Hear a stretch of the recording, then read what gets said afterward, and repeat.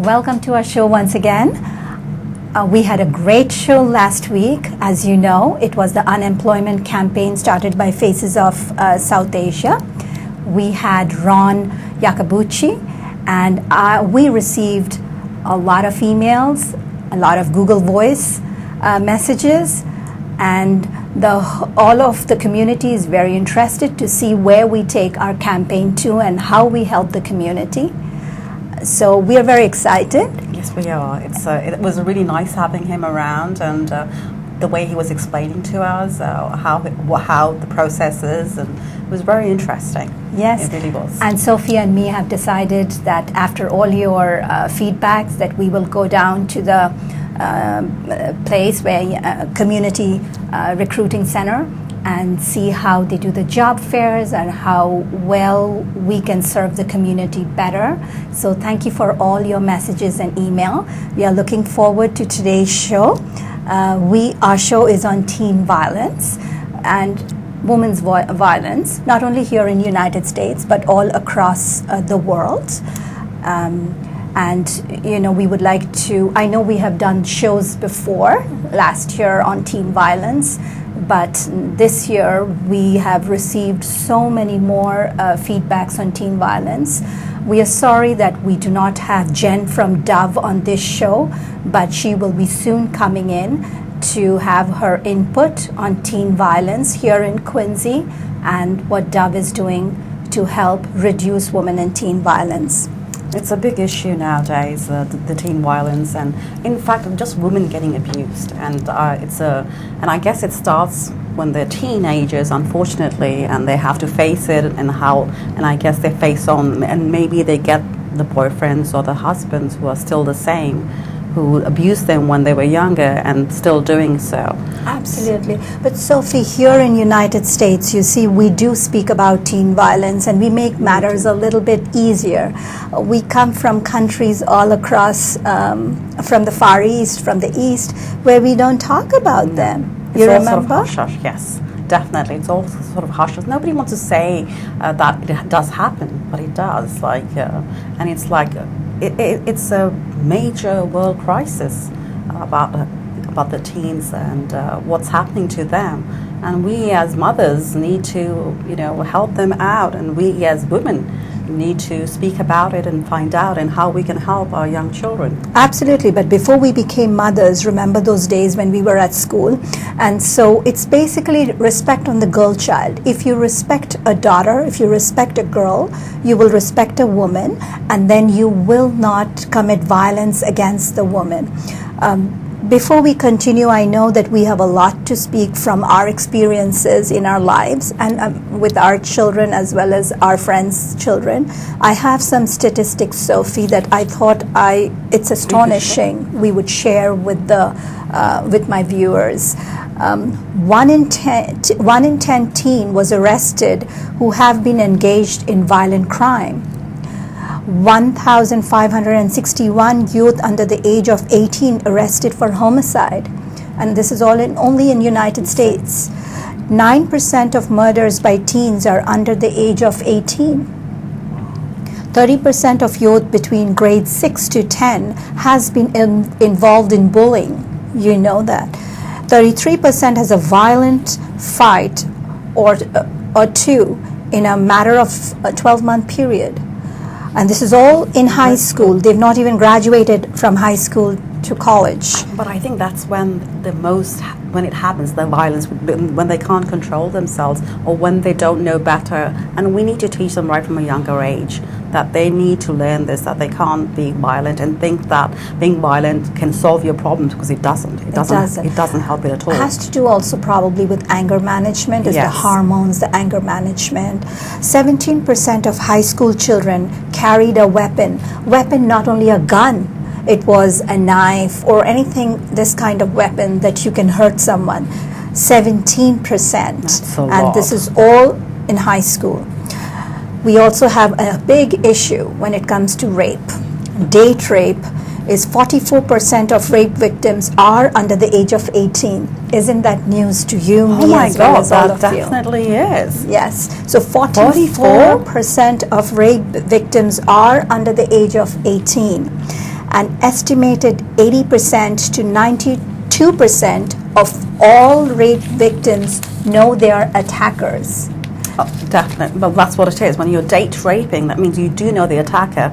And maybe the men think, oh, you know, like when she's being coy or something, oh, you know, like it's, oh, she's just playing hard to get or something. And it's not that case. When she says no, you have to Respect her. Exactly. Doesn't matter what it is. Doesn't matter how excited, you know, a person is. You need to say when a girl says no, that's a no. Absolutely. I respect what you just said. And you know, here in United States, we have a teen dating abuse helpline, and that is 1-866-331-9474 or 1-866-331-8453. You can also text LOVEIS to 22522. This is only in United States, and I respect the country for acknowledging that this is going on. I hope the rest of the world also starts acknowledging this issue. It is time to take sexual assault on college campuses seriously. It's been happening here in United States, and it's being reported, but imagine we are receiving the seriousness now. What is happening in the rest of the world is a whole different issue. It's a different ball game completely. Because at least here we have the statistics like backing it out and telling us what's happening. But the rest of the world, like a lot of times, I'm sure it's all hushed up, or it's too embarrassing to say it because the girls always think that, you know, it's not. I mean, I must have done something to have this brought on me. But it's not the case at all. No, and 1 in 4 college women here is and will be a victim of sexual assault during her academic career. Can you believe that? Here in United States, where the population is still so low. 50% of college students' sexual assault are associated with alcohol abuse. Now, this is another issue. So a boy has the right to consume alcohol. So does a girl have the right to consume alcohol. That does not mean that if a girl consumes alcohol, you go ahead and take advantage of that girl. No. So most of the world today will say, at least in the Far East, will say that, well, who asked the girl to consume alcohol? Who asked the girl to go out to the frats? Who asked the girl? She has equal right to do whatever a boy does, and the boy doesn't get assaulted the way a girl gets. So this is something we should emphasize. Oh, definitely. Because just like you said, you dress up, you provoke people, so you get raped, let's say. That's not true. You have the right to dress up in any way you want to, and you shouldn't be raped for that. No, not at all. Like, you know, I mean, a lot of people say, oh, she called for it. No, she didn't. She got dressed to please herself. Correct. She wants to look nice. She wants to look attractive. I mean, you know, like, that doesn't mean that you come onto her and think, oh, this is fine. Like, you know, you can do this, or you can take advantage of her, because you cannot. That's not what it means at all. Not at all. But on that basis also, just like you inform 50% of these college students who do consume alcohol, that doesn't mean that you have consumed alcohol means you will be taken advantage of and will be raped when you're not in your senses. So I am so glad that the college campuses, and this is something President Obama has just brought in, to take sexual assault on college campuses very seriously. Now, respect towards women and respect towards girls, and not treat them as a toy, a sexual object, or the ultimate goal is how do I get her. Right. If you love someone, love truly. Don't just think of the ultimate. Just like you know that, if you love someone, you don't have to grab her, you don't have to assault her, you don't have to rape her. You have to have a relationship which is very tender and has to be respected to a girl as well as to a woman. Oh, yeah, definitely. Like, I think a lot of men sometimes forget Like, just because you love, it's expected. Oh, if I take her for dinner, it's expected. Like, I can get my way, or I can buy her stuff, and they think. But that's not what love is all about. Love is, a mutual understanding, and it's to do with the mind, more to do with not just sexually. I think maybe it's a wrong kind of a message that they get. I think it's a lot to do is also with the media, though. Honestly, I think, media, it shows like, if you can do this, like, you can get catcalls or what, and that's fine. But it isn't. Like, it's nice to say, okay, you look nice or you're attractive, but that doesn't mean like, just because you say those things that you can have your way. And on the contrary, I respect what you say about the media, but do you remember when they had the gun control coming up? Okay. Now, we have kitchen knives in our homes, all of us do. Do we go killing each other with our kitchen knives? We don't, right? No, we so don't. Just because we have guns, we don't have to take out the guns to kill each other. That comes from the value. So similarly, when it comes to the girls, just because you have a girlfriend, that doesn't mean you have to rape her. No, it doesn't. So the media can say anything to you. Yes, it does influence young people. I totally agree. But on the same ground, you have to think, just like, you have your kitchen knives and you don't go killing most homes don't go killing their people.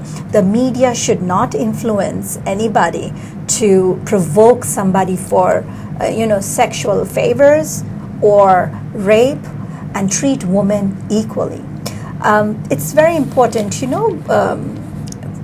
I have a message from Phumzile Mamlo Kuka. She is the UN Under-Secretary General and Executive Director of UN Women. Please excuse me if I have butchered the name. And she has just sent in on LinkedIn this information saying, empowering women, empowering humanity. UN Women is launching a year-long campaign to re-energize the vision laid out at the Beijing Women Conference. Goal is straightforward. What she says is to renew commitment, strengthen action, and increased resources to realize gender equality, women's empowerment, and human rights. To reduce girl and women poverty, ensure right to access educating and training girls and women, safeguard their health, protect women and girls, and violence and discrimination, all of that. So our girls are not back home. I am sure you know that the girls that were kidnapped are not back home yet. Now, this kidnapping has happened in a certain country, but can happen anywhere. It can happen here in the United States. It can happen any part of the world. But why are girls being held at ransom? It's a question that we should all ask, because it's a huge question, saying why these young girls, or why any young girl.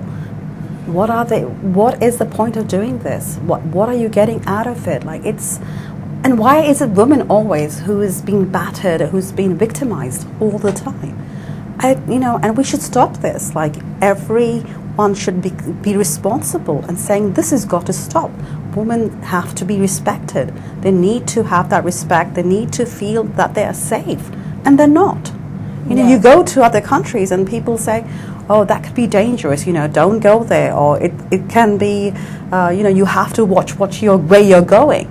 And why should a woman always have to be, scared to do anything? Oh, don't go there because it's, you never know, you're a woman. You could get kidnapped, you could get raped. I mean, just because you're a woman, it's that scary. Of course. Sophia, I was so proud that here in the United States we talk about it, we try to deal with it, but we have a good statistics showing that in spite of all of this, it's still happening. Yeah. And if here it's happening, and we do have to take strong grounds here so that we can go to other parts of the world and where people don't speak about it.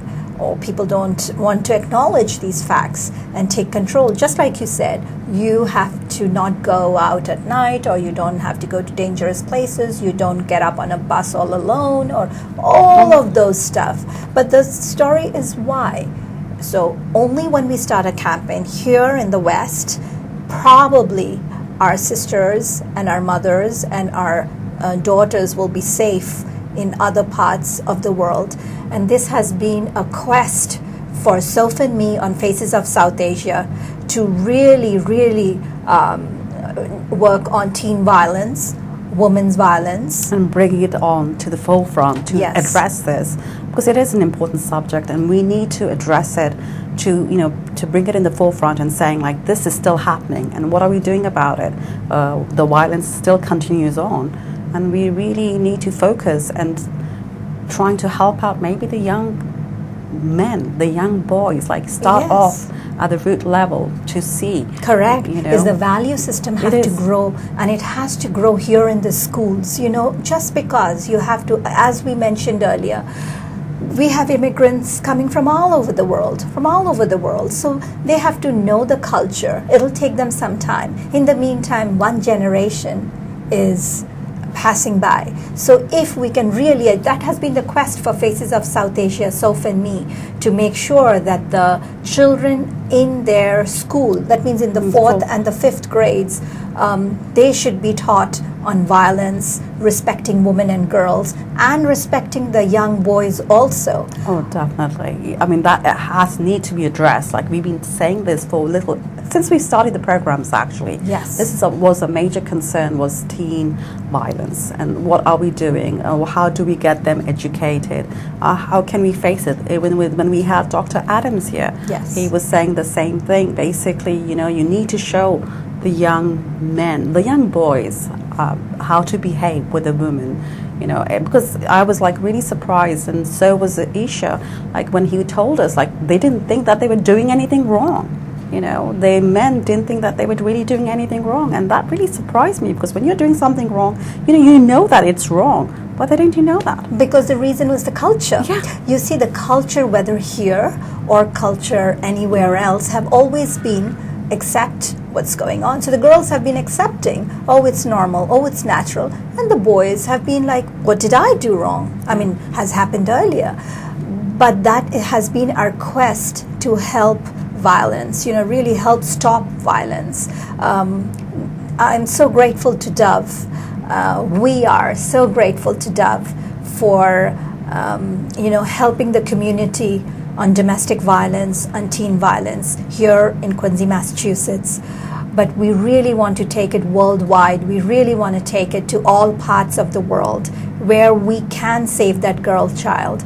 And it doesn't have to be the girl child who is in her home or, is wealthy. It has to be the girl child who is on the street. It has to be the girl child who is, trafficking herself. We have to help all of these girls, just like we started the campaign on unemployment for youth. This is our quest to make sure that women and girls are respected and are valued. It's very important. And with all these statistics, we should not have any issues to acknowledge this is going on. That's right. And there's a lot of, I didn't know there was so much human trafficking because of this. The girls are sold, or girls are bartered. It's really heart-wrenching to think that, that the girls are scared, or they have to, the bodies, people are abusing them. People are abusing their bodies. And it's a trade. It's a huge trade. Yes. They say it's one of the biggest trade. It is human trafficking. And then again, it's young girls. That is such a sad part of life, to think it's the young girls who are desperate, or who are in a situation where they think they're reaching safety. In fact, they are being abused, Absolutely. and how they get conned into it, how they get conned into prostitution. Well, some of them are conned, some of them are sold due to poverty. But that's not our lookout. Our lookout is to, if you're sold into poverty or if you're conned into it, we want to protect you. We want to protect it. You know what I liked when the girls were kidnapped in another part of the world? I liked on the, they brought up all those that says proper men don't buy girls. I loved, and it was said by a man, so he had it all on him and saying that men don't buy girls. No, they don't. So if any one of you, but we cannot, of course, this is the world's oldest trade. We cannot take off this oldest trade, but what we can do is to help that child or that girl who has been either sold due to poverty or conned into trafficking herself, to take care of her body, to take care of the health. It's really sad because of her circumstances that she was thrown into this, and and then she gets abused for the rest of her life. It's terrible. It's heart-wrenching to think that you because you're in a circumstances or you're in poverty, and then people take advantage of it. Like, how mean, how degrading can that be? Like, for the girl. Degrading is the right word. It Not is. mean. The world is mean, but degrading is the right word you used. Also, Sophie, I just like when we say that we are doing a campaign on youth unemployment, we are going to go to all entrepreneurs and businesses in the area to make sure that they have their jobs. I was thinking that we should also make sure the entrepreneurs and businesses should start some kind of a campaign that they're going to rescue at least one or two girls out of prostitution or trafficking herself, and we would like to take a stand on that. Yeah, it happens all over, and in fact there's women here who are trafficking, like right here in the States. So we need to take care of that. We need to address that, and I think that's a great idea to have the community help out. I think that's Each community can do like it, you have yes. scholarship for one child, whatever is the amount. Similarly, have a scholarship kind of a campaign, kind of money that go ahead, have that, and we will take care of two girls out of every business to free her from trafficking, free her from prostitution. What a pride that is. I wonder, people who are in powerful positions, how is it that they don't think about it? I mean, you can take action. One is awareness, which I think reading the web, I have got enough information in 1 hour. This is in 1 hour. Can you believe what is on the web? And if that is, then all the entrepreneurs or all the women entrepreneurs who are in powerful position should come up with this campaign that one or two girls per business is going to help to support two girls who will quit prostitution and trafficking and will become, help them in society, educate them, and take care of their health. I think that's a great campaign. So I think it's a great one. I think it's especially with the women's, with the girls, helping them out, or like really funding, because they need the funding, because they're in that situation where they could be in drugs, then Correct. They get introduced to drugs and they get hooked on the drugs, and it's such a vicious cycle. There's nothing. They don't know how to break out of it. True, but just like when you are a great student and you are trying to reach a college, you're looking for that one scholarship from normal college, normal schools. Similarly, I'm sure the girls who are trafficking themselves, they are looking for that one scholarship that can help them to give them a better life. So it's only the thought, the way you think. Just like I mentioned the